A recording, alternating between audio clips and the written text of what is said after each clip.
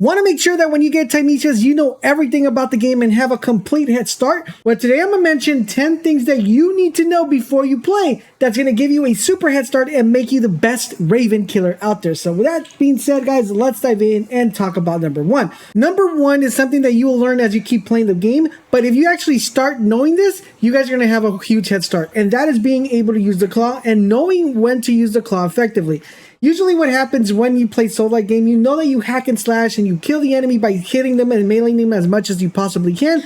And a lot of people might think that the claw will also do damage as well. The claw's main purpose in this game is to make sure that when the enemy is wounded, you're able to take that wounded energy and subtract it from the enemy and avoid them from restoring their health. That is the main purpose of the claw, so you want to make sure you're using it effectively. If you learn this early, you guys are going to have a smooth ride playing Thymesia. So how do you know how to use it? Well, guys, you just make sure you pay attention to your opponent's health bar. If the health bar's white, hack and slash, hack and slash. If the health bar turns white, but there is more green than white, use your claw to remove the green part to make sure that they don't restore their health. That's tip number one, and trust me guys, it's going to save you a lot of time and a lot of hacking and slashing and a lot of button smashing. So with that being said, let's go to number two. Number two has to do with unlocking talents. Now, one thing that I want to let you guys know, and I wish I knew before playing, is usually when you play games, you unlock the skill tree and you unlock the talents as you progress throughout the game. So let's go ahead and use this for an example. You usually start your working your way down here, and you feel like you can't really go and use these and unlock these until you unlock these.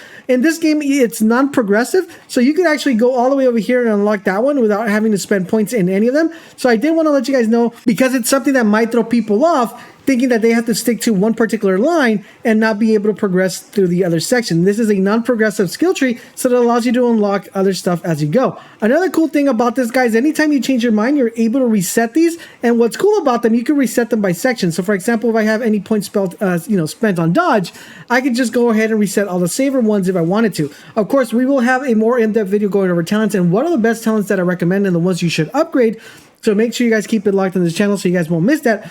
But I did want to let you guys know it is a non-progressive one, so you don't have to stick to one particular area. The only thing that you have to stick to is, for example, these type of talents that have two lines going down, you could only pick one line. You can't interchange. So for example, I can't go here and then pick this one because it won't let me. I have to stick to that line. So I did want to let you guys know that regarding talents, so you guys know how to play it accordingly. Number three, guys, we're going to be talking about plague weapons, and it's extremely important that you understand how plague weapons work, and I highly recommend you watch my video complete guide on plague weapons. But one thing I did want to let you guys know about plague weapons is that I would recommend you guys stick to one particular weapon and use that along the way until you get more points. The reason being, guys, is because you probably don't know, but these plague weapons actually have a second level up feature. As you notice right here, if I go to the right hand side, it'll show me that I have other knots that I can unlock. And if you spell your skill shards somewhere else, you might not be able to fully level up to get the best benefit out of the weapon. So what I would recommend, stick to a weapon that you like, level up that weapon, and then progress with the game with that plague weapon that you want. And then you could try another plague weapon if you wanted to. The next tip I want to give you guys is when you find one of these, which is a resting spot. Usually when you find one of these, you think like, okay, cool.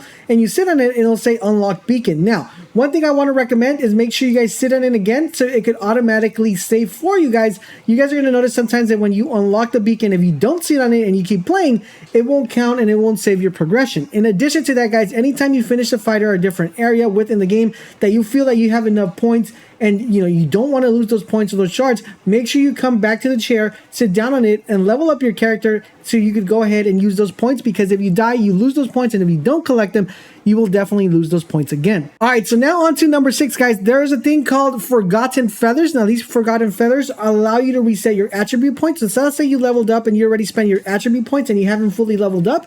Then with these Unforgotten Feathers, you could actually use one and that will automatically reset your points and allow you to change the attributes in case you don't like the ones you spent. This is extremely important that you pay attention to, and I highly recommend you watch my plague weapon video so you guys understand how important where you spend attributes is. On to number 7, guys. You're going to want to make sure as you're progressing through the game, you actually go to this menu right here called the item menu, and within the item menu, you're going to be collecting stuff as you progress. The main thing you want to be looking for are these right here called the collection of memories.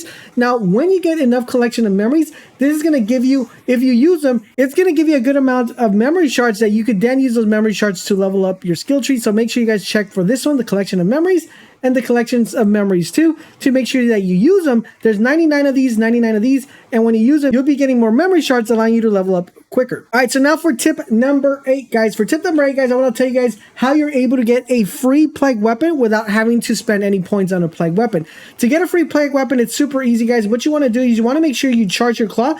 And the way you charge your claw, you hold down right trigger, at least that's in the controller.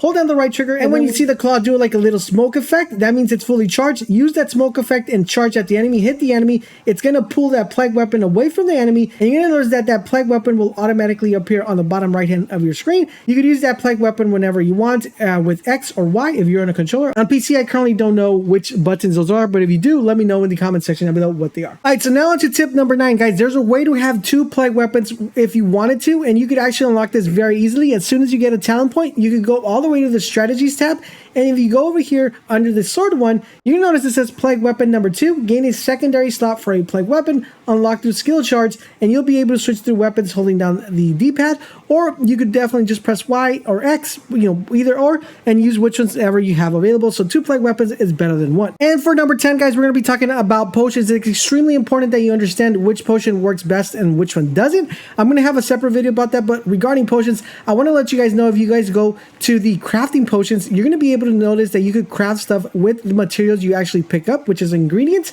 And these ingredients give you stuff like health, they'll give you increased damage, they'll give you restore damage, they'll give you energy back as well. So make sure you guys, when you have your potions, to make sure you unlock the bottom slots to be able to craft these particular items that are going to be beneficial to you guys when you drink that potion. It's extremely important, and some people might oversee this, and it's something that actually will help you out. Of course, I will have a potions guide video for you guys, so you guys will definitely know what works best and what doesn't.